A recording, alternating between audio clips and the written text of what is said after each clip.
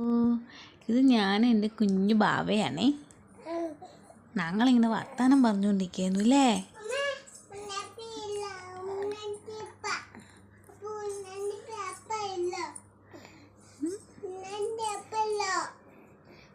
എന്തോ Juani. Okay, രാവിലെ മുതൽ ഈ സമയം വരെ, ഇപ്പോൾ സമയം 3 മണിയായിട്ടുണ്ടാവും, ഉച്ച കഴിഞ്ഞു. ഇതുവരെ ഇതുങ്ങളെ രണ്ടിനെയും നോക്കി ഞാനൊരു പരുവായിട്ടുണ്ട്. ഇവളൊന്ന് ഉറങ്ങുമ്പോൾ ഇവിടെ ചേച്ചി വന്ന് വഴക്കുണ്ടാക്കും. അങ്ങനെ ഇവിടെ ഉറക്കം പോവും.